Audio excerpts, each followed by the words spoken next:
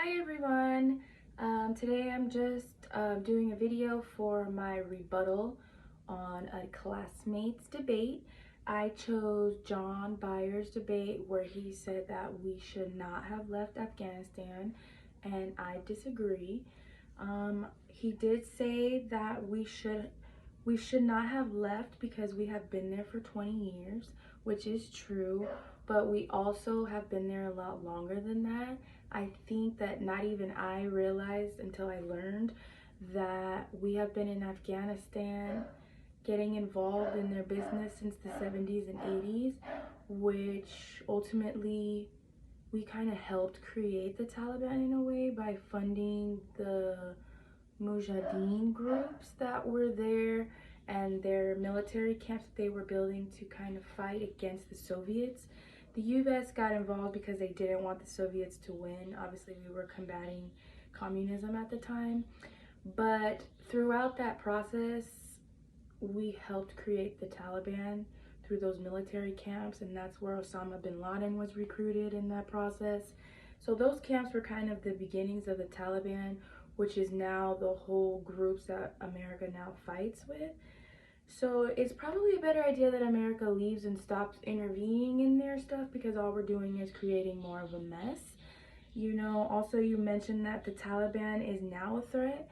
They've always been a threat, and just because when 9/11 happened and we went over there, we kind of shifted them out of Afghanistan into Pakistan, which they then rebooted up their camps in Pakistan, and nobody has kind of dealt with the situation in Pakistan, which over there is kind of a breeding ground for terrorism. So the fact that the Taliban threat really didn't go anywhere, it just moved to Pakistan, and in the most recent years the Taliban has revived and actually been able to take back hold of Afghanistan, which is the reason why we did have to leave. The Taliban has taken over like 80% of the country at this point. They infiltrated the military with propaganda, using social media. Actually, they would make threats to Afghan military families, threaten to killing them, killing everybody. So bad to even the Afghanistan president fled the country. So when that happened, it really just demoralized the whole country, and the Afghanistan people in itself really don't even believe in the government there. So America's influence isn't helping. They have to figure out their situation with the Taliban and their new government on their own, because we've been there for over 40 years and haven't managed to help them at all. You also said that no one was killed in the recent years, which may be true for our troops, but if we stayed, we would definitely be forced to send in more troops. The Taliban had negotiated during Trump's presidency that America would leave, and once this date came upon that we were supposed to leave, if we decided and changed our mind that we wanted to stay, that would mean that we would have to reinforce our decision and send in more troops, because the Taliban would then begin to attack troops, which they have agreed that they would not do at this point. So if we reneged on that situation, we would have been forced to fight, and there probably would have been way more casualties. So leaving at this point, unfortunately, those 12 soldiers did die in the process, which is extremely sad, but it could have been a lot more if we had stayed. Also, you mentioned that the war was at a standstill, which it really was not. The Taliban at this point has completely taken back the country of Afghanistan, because in previous presidency, Trump, we did decide to reduce our troop size from about 13,000 to about 25,000 troops. When that happened, the NATO also had to reduce their troops. And in effect, the Taliban has slowly and steadfastly, day by day, taken back each base and taken over the country.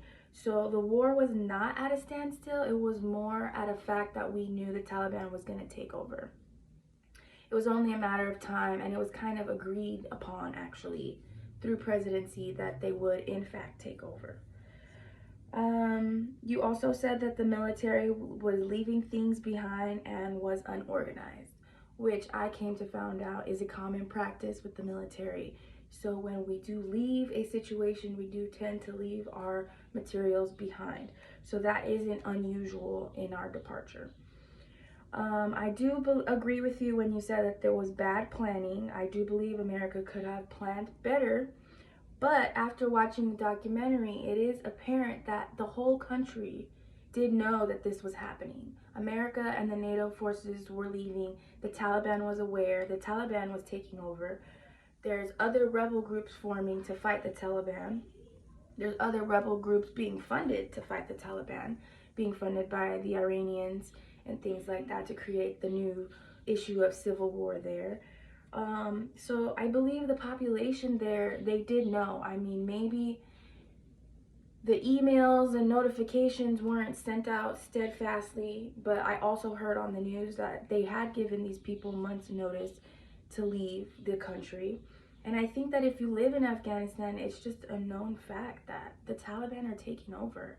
And it is up to your discretion if you're going to deal with that or if you're going to stay. I mean, people should have taken the precautions and gotten out sooner because they knew that this was happening probably for at least a year before it happened. I know America didn't do the best job, but they did what they could, and I support their decision in leaving, and I do not think that we should have stayed.